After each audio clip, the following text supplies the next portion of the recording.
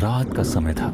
रिमझिम बारिश हो रही थी और हवा में एक अजीब सा सन्नाटा पसरा हुआ था। आसमान में बादल इस तरह घूम रहे थे जैसे कोई अनहोनी पहले से ही उनका रास्ता ताक रही हो।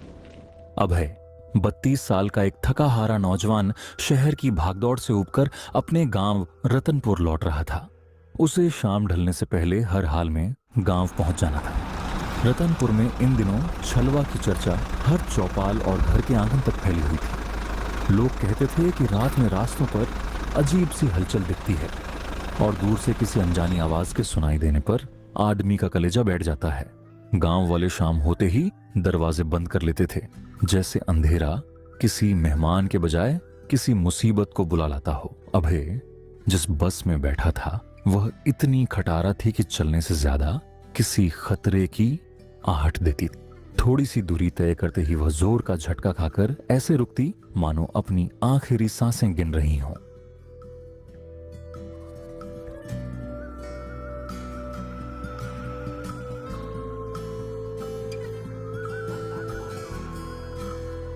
क्या बदकिस्मती है।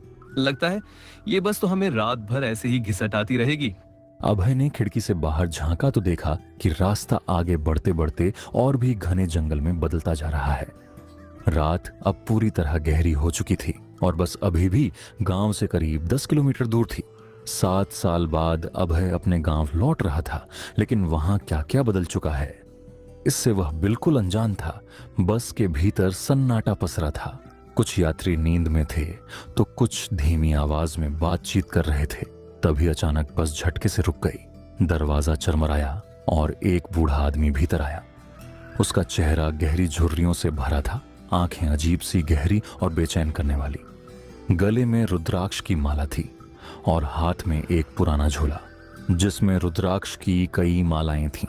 रुद्राक्ष ले लो भक्तों, रुद्राक्ष, रुद्राक्ष ले लो भक्तों, रुद्राक्ष। यात्री उस बूढ़े को ऐसी अनदेखी कर रहे थे जैसे वह कोई साधारण थका हारा मुसाफिर हो। अभय ने भी चेहरा खिड़की की ओर मोड़ लिया, लेकिन वह बूढ़ा सीधे उसके पास आकर रुक गया। उसकी आंखें अभय पर ऐसे टिक गईं मानो वह बिना बोले ही उसकी मनःस्थिति समझ लेना चाहता हो। अभय ने हल्की हैरानी के साथ बूढ़े व्यक्ति की ओर देखा। ले लो बेटा, ये सिर्फ माला नहीं, बचाव है। रात जितनी दिखती है उससे कहीं ज्यादा भटकी हुई है। खाली गले से जंगल मत पार करना। आजकल वहां कुछ ऐसा जागा है जो इंसानी कदम पहचान लेता है। ले लो भक्तों, कीमत नहीं, जरूरत समझ कर ले लो, क्योंकि आज की रात हर किसी की सलामत नहीं होती। बूढ़े ने अपने झोले में हाथ डाला और एक रुद्राक्ष निकालकर चुपचाप अभय की हथेली पर रख दिया। रुद्राक्ष से अजीब सी गर्माहट उठ रही थी, मानो वह किसी अनदेखी धड़कन के साथ जीवित हो। रख ले बेटा, आज की रात खाली हाथ चलना ठीक नहीं। जो दिखता है वो सच नहीं होता, और जो सच है वो पहले ही संकेत दे देता है।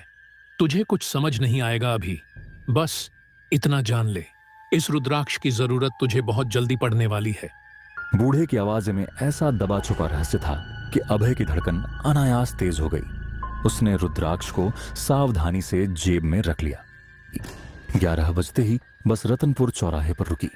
जगह बिल्कुल उजाड़ थी, न कोई रिक्शा न कोई सवारी। अपने घर तक पहुंचने के लिए अभय को अब 3 किलोमीटर का सुनसान रास्ता तय करना था, जो जंगल के बीच से होकर जाता था।